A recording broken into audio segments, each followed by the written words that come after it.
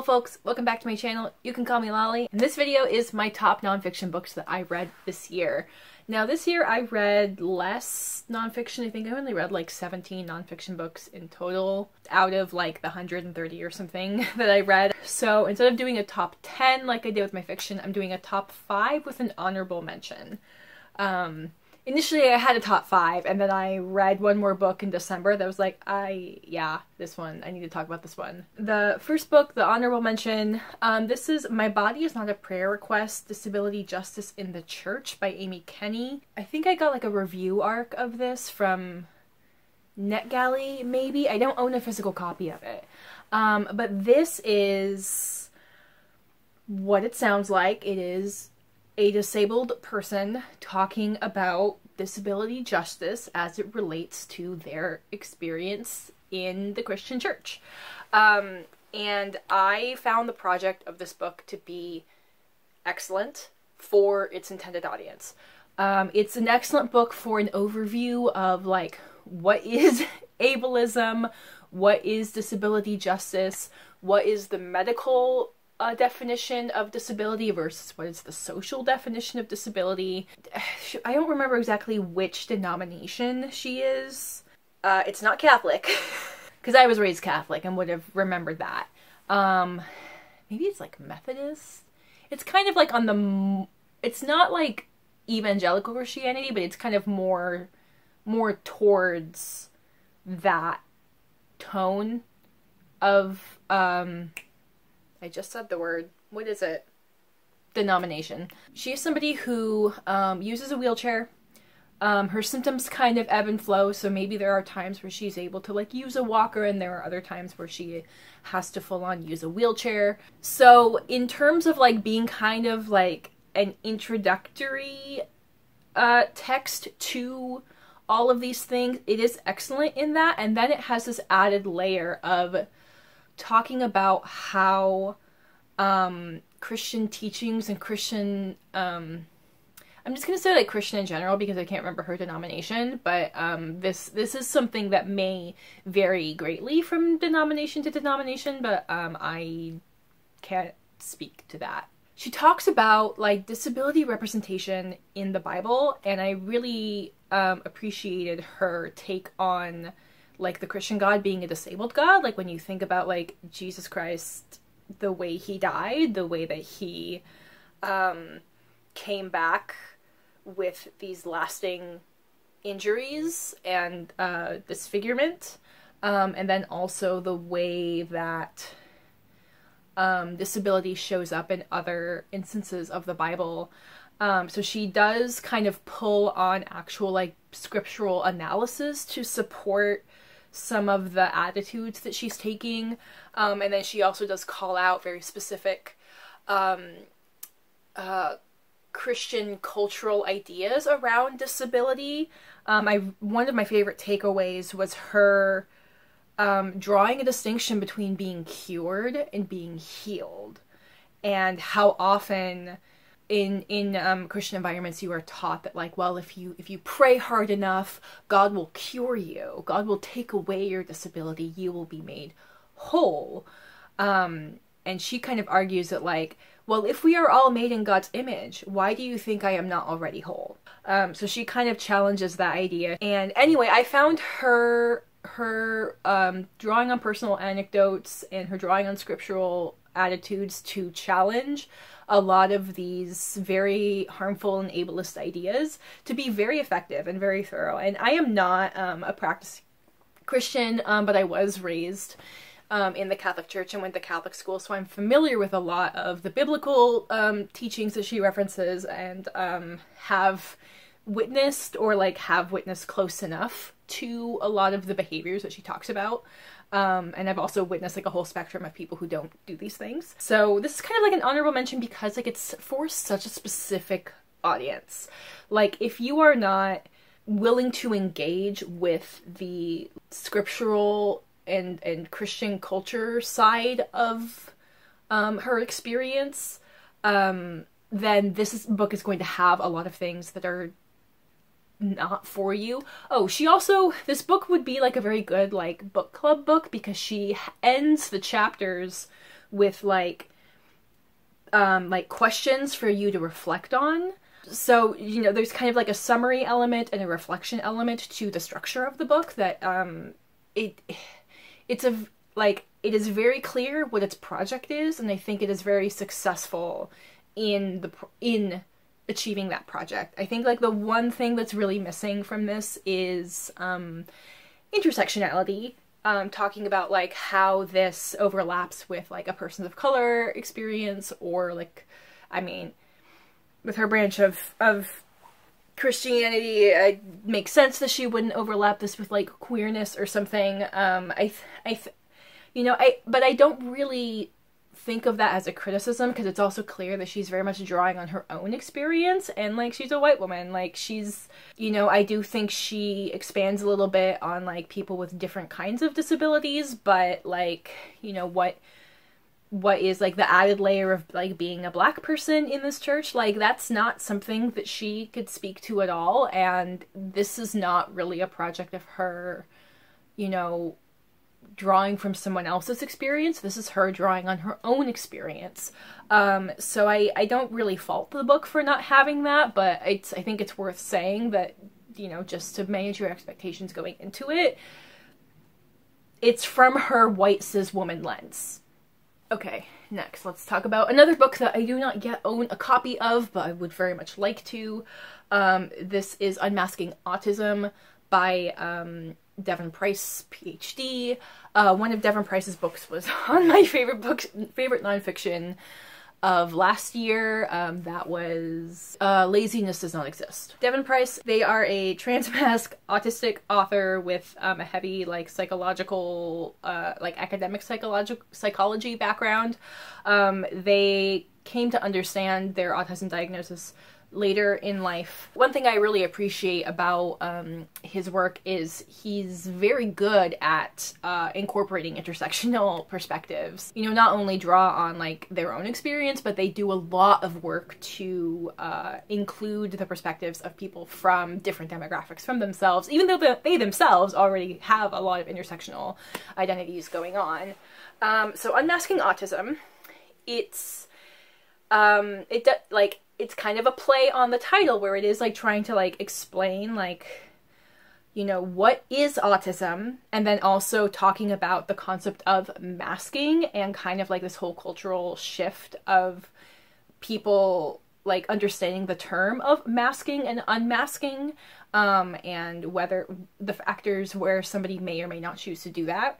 So I think it's really valuable that this book like initially tries to start with defining autism, and acknowledging that it can be very difficult to talk about what it is, because in terms of symptoms, it's such a spectrum. Like somebody can be sensory seeking or sensory avoidant. Somebody can be nonverbal, somebody can be hyperverbal. So I think it's very interesting that he does try to kind of boil down to like, okay, but what is consistently happening like at the neurological level that can lead to both sides of the spectrum of these kinds of behaviors. So that was really useful to kind of understand like what is a consistent aspect of it and what is a behavior. Like the behavior is not what is happening. The behavior is a product of something that's happening like on the nervous system and neurological level. Why does it look so varied but then still fall under this one umbrella? I also found it very interesting that they also talk about ADHD and why so many of those symptoms overlap, and why there is a large overlap of people with autism also having ADHD, or why there's a lot of people who are like kind of right on the edge of one or the other. So that was interesting. Yeah, and then again, referring to the title, you know, he talks about like what is masking, which is basically like a person like pretending to be normal, or trying to downplay some of their symptoms, trying to, you know, behave the way that society wants them to, and, you know, sometimes they, quote, pass as neuronormative, and sometimes they they clearly don't, but they are still trying to draw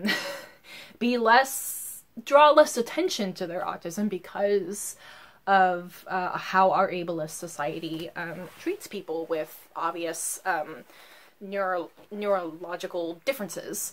And then also they talk about like why somebody, you know, would choose to like start to unmask and be like, I'm gonna stop pretending. I'm gonna stop pretending. I'm gonna start hiding this. I'm gonna, you know, start letting myself stim. I'm gonna let myself info dump because like masking is so physically and mentally exhausting. But then they also talk about the people who can't do that or can't do it to that extent, or people who choose to not do it because it is unsafe for them.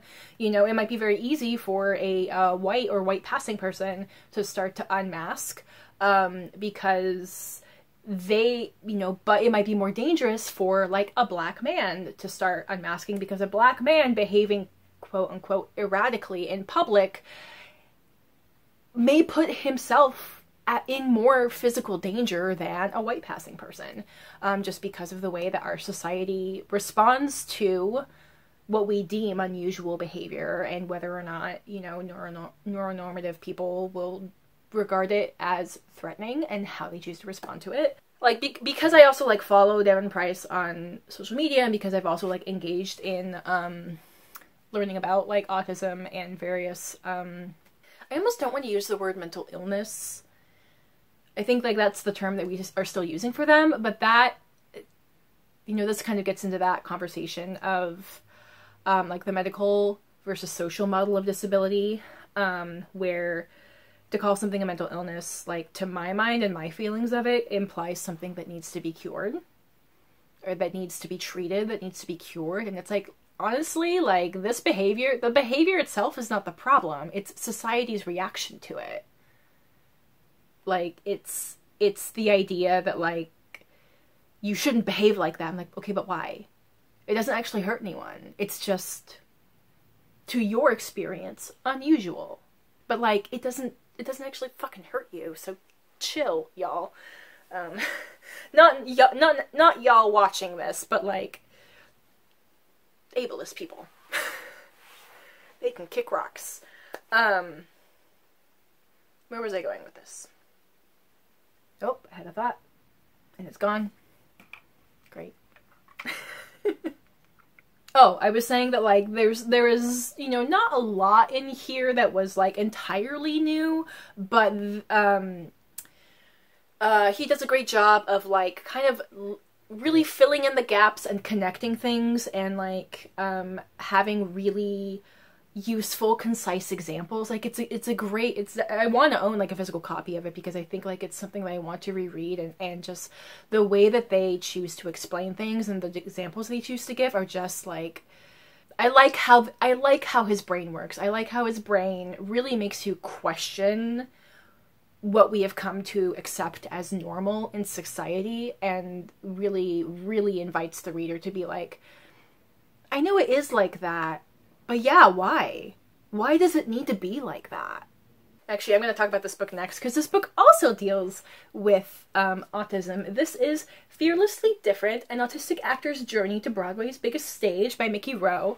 This is a memoir by the actor Mickey Rowe. Disclaimer, I do know Mickey Rowe personally. We're not very close. We both grew up doing theater in the Seattle area. You know, if we were in the same room, I would feel comfortable walking up and saying, hi, how have you been? And I totally wish them well, and I'm so excited that they have published this book and that it has been so well received. I think it was like on Lin-Manuel Miranda's like favorite theater books of the year or something brag-worthy like that. Okay, so this is his memoir, and he is the first autistic actor that we know of to play the role of Christopher from the stage adaptation of The Curious Incident of the Dog in the Nighttime. I don't think it was like the Broadway touring production, but it was like some, hold on. Okay, it doesn't say. He became the first autistic actor to play the lead role in the play The Curious Incident of the Dog on the Nighttime, landed the title role in the play Amadeus, which had a very short run and then was closed down because of the pandemic, and then co-created the theater philanthropy company Arts on the Waterfront and founded the National Disability Theater. So he talks about like his journey as an autistic person, getting into theater, getting into acting, and then kind of setting his sights on this role of this autistic character, and all the work he did to fucking get in the room for an audition, and then actually get cast in it.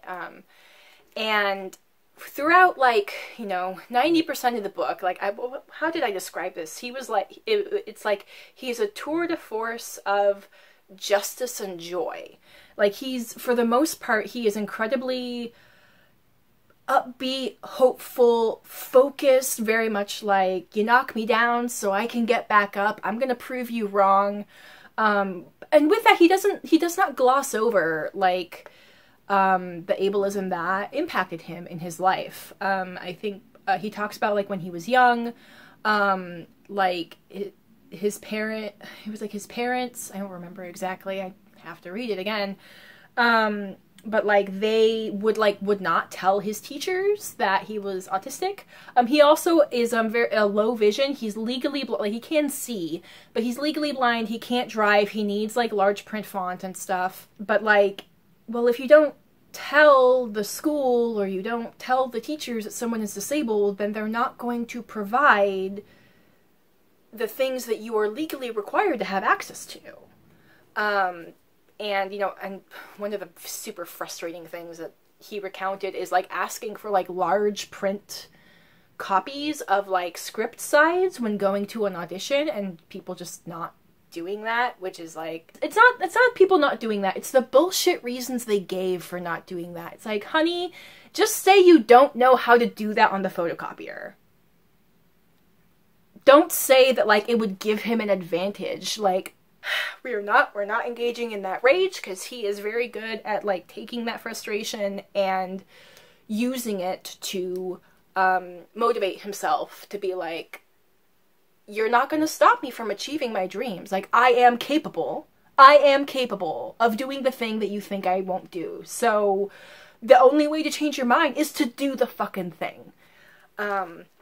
You know, he's also a parent. He has one biological child of himself, and then with his second wife, she also has a child, so now he's a father to two children. And, you know, he does eventually get to play this role, and it's like, you're like just cheering him on, because you see not just how, like, he understands, like, this is not just, like, important for him, but this is, like, a very important disability justice moment in general.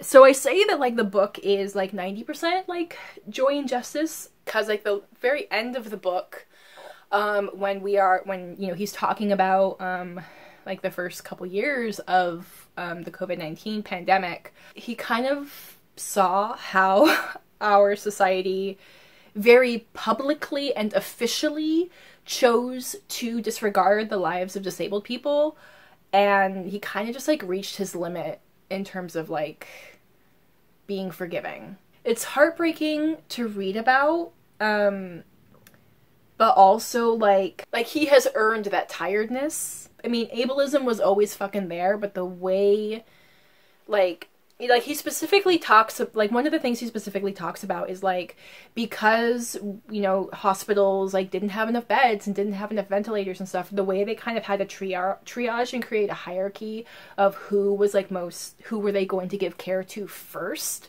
And he definitely has a lot of sympathy for, like, medical professionals who's, like, they couldn't help everyone. They did have to choose.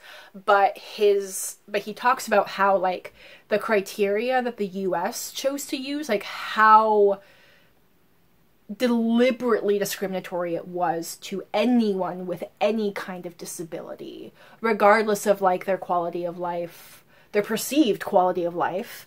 The fact that, like, that criteria was made with, like, no input from disabled people, and the fact that other countries had other criteria that was not so deliberately ableist and exclusive. It's not that, like, he's, like, lost all hope for the future, but it's definitely a moment where he's like, I just need to just be angry. I just need to just be disappointed and angry. Like, that's where I need to sit right now, and it's appropriate. It's like, not even appropriate. Appropriate, like, implies that, like, I as a reader, I as another person, like, give some kind of approval. Maybe, like, eye-opening for me as a reader of these people who are such leaders, who are such, you know, forces of nature, forces of justice, and how everybody has their moment where they're like, not necessarily giving up, but being like, I'm gonna take a break, because I'm tired, y'all. When I get around to rereading this, I will absolutely be listening to the audiobook, because he does narrate it himself. I had tried to, like, get the audiobook to, like, immersion read this when I got this copy, but it didn't come through in time. And then I, like, didn't do any rereads this past year, which is a bummer. If you like memoirs, if you like disability justice, if you like learning about kind of the behind the scenes of the theater world, and any combination of those things, this book is fantastic. And I wish Mickey the best of luck in whatever his future, in whichever direction his future takes in. We definitely haven't seen the last of him. So next I'm going to talk about The Shock Doctrine, The Rise of Disaster Capitalism by Naomi Klein, author of No Logo. I think one of Naomi Klein's books was on my favorite nonfiction last year. She's another, like, and I have another one of her books on my physical TBR. Like, she's an author. The kind of nonfiction she writes, this investigative journalism genre, and then the topics she talks about, I'm like, I want to work through everything that she's read. So The Shock Doctrine, you know what, I'm gonna put this shiny thing down and just put up an image, because otherwise I'll be blinding you the whole time. So The Shock Doctrine, The Rise of Disaster Capitalism. I'm going to explain this very badly because I have a memory like a goldfish, and also I think I mostly listened to the audiobook and I didn't realize that the audiobook was abridged. Boo. Because I went to go, like, make some notes, like, go through, like, my bookmarks in the audio, and I'm going through the chapter and I'm like, this chapter is supposedly only 10 minutes, but no, this is clearly like a 45-minute chapter. What the fuck is going on? Anyway, so I will definitely need to reread that, like, physically, so I can get the full impact of it at some point. So she is talking about this economic policy. It came out of, what's, like, the Chicago School of Business, like some specific American university business school. It's this economic policy that promotes that in the aftermath of disaster, whether it be a physical disaster like an earthquake or a flood, or a political disaster like a coup or a war, that private businesses should be the ones who come in and rebuild things. Asterisk on rebuild. Because what they're actually doing is robbing that community blind. If you're new here, little disclaimer, I consider myself philosophically anti-capitalist. I definitely struggle to live those values at all times in my real life, because capitalism makes it fucking hard to not engage in that system. That's a conversation for another day. But anyway, if that sounds like some socialist propaganda nonsense to you, you chose to be here and you don't have to be. So, like, in the book blurb, she gives some, like, examples of the kinds of events that she talks about. At the most chaotic juncture in Iraq's civil war, a new law is unveiled that will allow Shell and BP Oil to claim the country's vast oil reserves. Immediately following September 11th, the Bush administration quietly outsources the running of the war on terror to Halliburton and Blackwater, private companies. After a powerful tsunami devastates the coast of Southeast Asia, the pristine beaches are auctioned off to tourist resorts. New Orleans residents, still scattered from Hurricane Katrina, discover that their public housing, hospitals, and schools will never be reopened. So that's So I think she talks about like a couple of more instances, but basically she's talking about this economic model, this economic capitalist model, that the argument is that private companies are better equipped than governments to go in and rebuild things or run things, or it's going to save the government money or whatever. But all it's actually doing is making the owners of these companies wealthy. And it's wasting a lot of money. And it also makes it very difficult for the governments or these communities to have any power or any direct influence or any oversight over what's happening. It is enlightening and enraging. It's kind of made me, like, I kind of wish I was, like, emotionally capable of, like, paying attention to the news and doing more things, but I'm not. But whenever I did my monthly wrap-up of this book, this was pretty close. I think this was, like April or May. And I was like, so this whole thing with Russia and Ukraine, pay attention. I still think we're too close to it to see what's going to happen, but we're already seeing the impact that it's having on food production and oil production. Because people are stressed and scared, you know, because people are under financial strain, because there's like the rise of like nationalism or other like anti-certain ethnic group things. What do we stop paying attention to? Or what is pitched to us as serving our own interests, but down the road is actually like eroding our rights? It's not a happy book. Neither was her other one.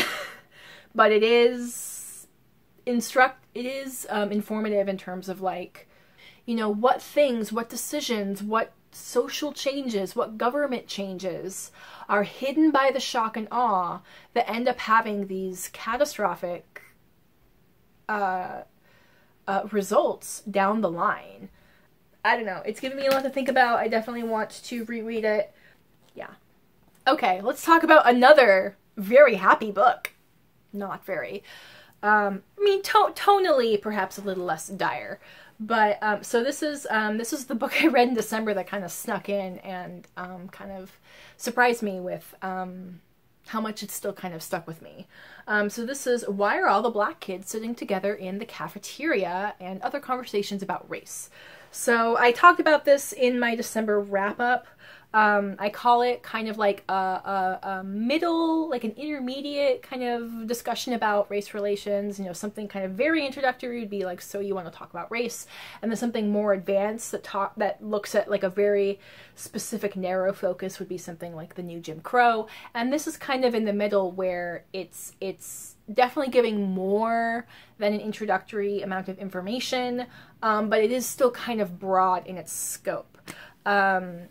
I appreciate that this author, she's definitely has an academic background, and you definitely see her ability to teach and explain and distill ideas, but she is very good at not overloading the reader with like academic jargon. Like if she does have to use a word or a phrase that may not be common knowledge, she's very good at like explaining what it is and then like just kind of focusing on that idea for a while before introducing something new. I also like that she kind of talks about American race conversations and like the experience of people of color in America, and kind of talks about it like from childhood development onward. So like what happens when someone is like, you know, what happens with you know, very young children who are just learning to ask questions about their world. And then, okay, what happens when they enter school, and what happens when they go through puberty, and what happens when they enter university, and kind of like tracking, you know, the building of somebody's racial identity in this country. Oh, something that I did not talk about in my wrap-up is kind of towards the end of the book, she does do some pretty good summaries of other racial groups. For most of the book, she talks about people who are descended from enslaved Africans, and also like including like modern Black immigrants. But, you know, she mostly focuses on the Black American experience because like that's something she can personally speak to. But she does then have a section where she talks about Latinos, specifically Mexicans, Guatemalans, like Cubans and Puerto Ricans, which is useful because like there are some very distinct differences in the cultural context of those groups. She talks about like Asian Americans and kind of an overview of like, okay, like the Chinese, the Japanese, the Koreans, and like their history in this country. She talks about like Middle Eastern and North African, Arabic heritage, and yeah, so she kind of like, oh, also American Indigenous people. I feel like she might talk about one more, but she does kind of like give like a specific like history overview and be like, hey, you know, which might be useful, again, like for someone who's kind of branching out, you know, branching up from the very introductory like racial conversations of talking about like, okay, well, let's start getting like a little bit more nuance. You know, let's talk about like the model minority myth with people of Asian descent. Let's talk about what's up with the voting patterns of Cubans versus Mexicans, like, you know, and kind of like not seeing people of color or a certain racial category as a monolith and starting to kind of talk about some of that nuance that influences how these people, you know, how these groups navigate their racial identity in this country. So, anyway, so I found that very interesting and really, really relevant to her project of this book. And like I mentioned in my December wrap-up, I do kind of want to give a trigger warning for the foreword of this because I didn't realize that this book was like already 20 years old. And in the foreword, she does kind of recap a lot of the landmark violence against Black people. She talks about Tamir Rice and George Floyd and the Black Lives Matter protests and, you know, and Donald Trump getting elected. And, you know, so at some point it does feel just like bad news after bad news after bad news after bad news when you realize like how many national newsworthy things have happened to these communities in a relatively recent history. So just a warning that like there's a lot. It's a lot to remember. Just how much of that and how much has happened and how little has changed yet. I do think like she is hopeful. I think like the project of this book is basically like to give people more context and more nuance to be able to look at the world and then be able to engage with conversations about race with like more knowledge and more empathy. So I think, you know, whether or not her actual sentences are communicating hope, I definitely think like the project of this book is hopeful. It's like, hey, if you're reading this book, if you are at all interested in this book, that means that you are interested in change happening. And there's a lot, there's something worthy to hang on to in that. I feel like because of like what I have read and also things that happen in other things that happened in my life, I don't feel like there was a lot in here that was personally new to me, but I felt like, again, like the project of this book was very successful and something that like I've periodically like still thought about.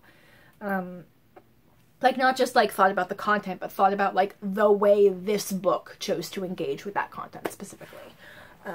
So if it's on your radar, yeah, it's a good one. Last book I'm going to talk about, this book, it might be it's definitely one of like my favorite books of the year. Like I'm not going to do like a ranking of anything, and I feel like it's weird to try to pit like nonfiction against fiction, but I would definitely easily put this in my top 3. This is The Omnivores Dilemma, A Natural History of 4 Meals by Michael Pollan. So this is a book where I was completely unable to find an audiobook copy of it, but you know what? I think that served me well, because I was really able to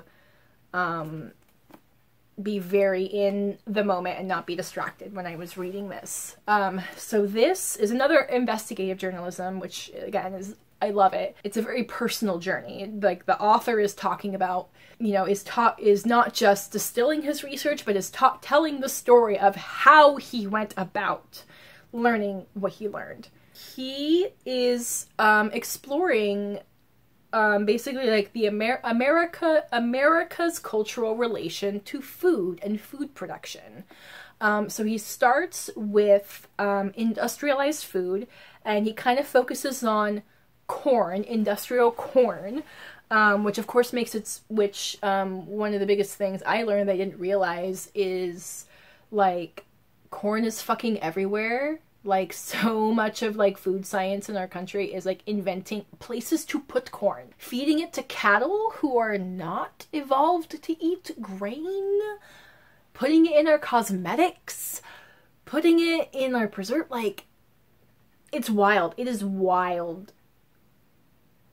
how many, like, derivatives and chemicals and stuff are derived from corn simply because there's so fucking much of it. And why there's so fucking much of it? Capitalism, fuck you. Okay. So yeah, so we talk about, like, industrialized food, and he kind of culminates it into, like, his goal is to try to, like, track a specific ingredient to his actual meal. And of course with industrialized food, you know, he cannot track a single grain of corn to actually land on his plate. But he can kind of track, like, okay, the corn from this farm goes to this factory. This factory then sources their product to these other kinds of companies. And these companies then provide ingredients to McDonald's. And, you know, he kind of culminates all of his chapters with the meal, and his meal is the fast food meal eaten at a McDonald's. Let's see, and then, like, part 2 is pastoral grass, where he looks at, like, organic farming and, you know, talking about industrial organic versus, like, small farmer organic, and where that lives in our cultural food relationship. You know, he's talking about farmers markets, he's talking about food co-ops, but it's still food that somebody else grows for you, that maybe goes through some processing, something you might still be able to buy in a store, maybe not, but it's still something that somebody else has grown and then appears on your plate. And then part 3 is personal the forest, and here he is talking about foraging, hunting, you know, foraging within cities, foraging in the wild. This is where he talks about the ethics of eating animals. I think it's very effective that he talks about the ethics of eating animals at the end, because you've kind of, at this point, seen the whole spectrum. You've seen industrial food production, you've seen kind of organic meat farming, you've seen somebody who chooses to hunt and really take responsibility for every inch of the animal that they have hunted, and, you know, making full use of it, and having, you know, so you've kind of seen the whole spectrum of what having meat in your diet can look like. And I think he does a pretty good job of not dictating there it goes. Okay. I think he does a very good job of not dictating what opinion he wants you as the reader. Like, I think he's pretty clear that he has thoughts, but he's still kind of conflicted. Like, I feel like this author at this point is like, no, this process didn't make me vegan. It did fucking make me think about this shit and, like, pay more attention to who I choose to give my money to and how frequently I choose to eat meat and stuff. But I think he's also very gracious in terms of not dictating where he wants you as the reader to land. He also very much acknowledges, like, how fucking, like, even if, like, you want to eat, less meat or eat more ethically sourced meat or whatever, like, he does acknowledge, like, how fucking hard that is, like, how hard our society has made that. Like the issue is, like, the ethical conundrum is less about the actual killing of the animal and more about how distant the average consumer is from the source of their food. Anyway, it was fantastic. I found his writing very engaging. There was, like, a lot of data in here, but also, like, a lot of, like, personal musings. Again, like, personal investigative journalism is my jam. Love it. I will definitely be reading more from this author. If this has been on your radar, I highly, highly recommend it. Do not be intimidated by the small print. I promise it's worth it. Again, like, not necessarily to change your mind, but, like, to make you think about things and also realize, like, legislation and other things that go on in the background that have such a massive influence on our lives that most of us have no idea about. Hurrah! Hurrah! Okay, there we go. Took me a fucking hour to talk about 6 books. Please let me know, have you read any of these books? Or any of these on your TBR for the coming year? Also, if you had a favorite nonfiction book or a couple of books of the year, please let me know. I'm always on the hunt for more nonfiction recs, just because less nonfiction recommendations come across my feed and my life organically. So if there is something that you want to champion, I want to know about it. Let's see, if you want to just let me know you're here, can you leave me a star emoji? Great. Okay, that's it. I hope you have a good rest of your day. I encourage you to go out into the world and be curious. I will have my social media and other places where you can find me in the description box below.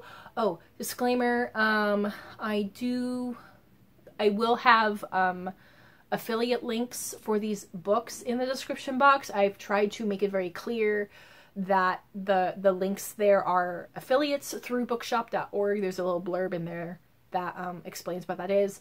But should you go into my description box and click through on that link and buy a book, I will get, like, a teeny tiny kickback from that. No obligation. I just want to make it very clear that that's what those links are. I also have information in my description box about the HarperCollins union strike. They have been on strike since before Thanksgiving. It is now January 15th. And as of January 15th, they are still on strike the day I'm filming this. So I have I have some links in my description box that talks about what is it the workers are asking for, and other ways you can choose to help support the strike if you are interested in doing so.